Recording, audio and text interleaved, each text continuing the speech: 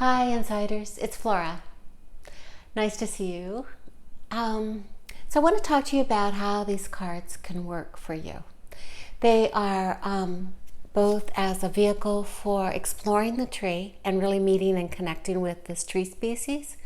And as you get into that, and you really get into these different trees, you find that each tree has a very different energy and a very different transmission and a very different message for you.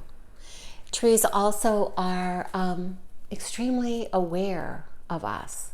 And that may sound a little trippy, but I've discovered that to be absolutely true, both with my own interactions and with working with people out in the trees, that they call to you when they have a message for you.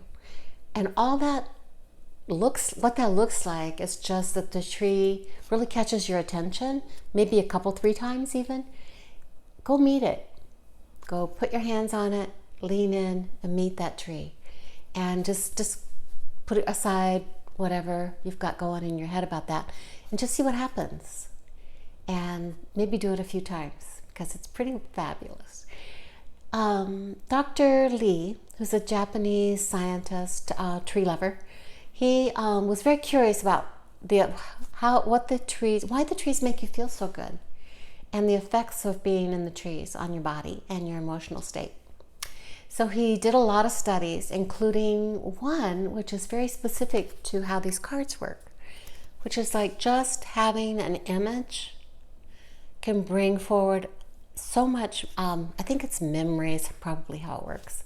Deep memory of being on the planet with the trees and connecting with them over time, all the eras.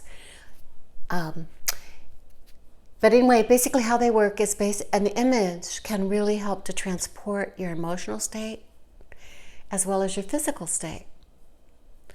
And that is quite cool.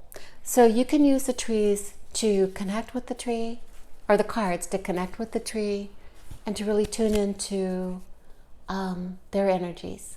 You can also use them as an oracle. Pretty cool. So it's just as any oracle works, you just choose a card, choose any old card. I'm going to choose this one because it's the one that came up, which is the mimosa, the silk tree.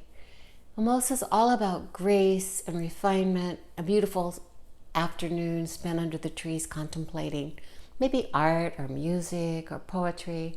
It also is a great place, when I've done this periodically, to take really hard things, hard experiences, and it'll help you process those, because it just has this big envelope of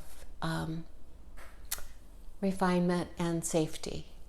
So I hope that you can get your own little deck of cards and start messing with them, because they're really cool. They're just amazing, and there are different colors on the back because I divided those into different groupings randomly, but after an afternoon spent under the mimosas, thinking about the deep connections of the trees and what their primary transmission was as groups.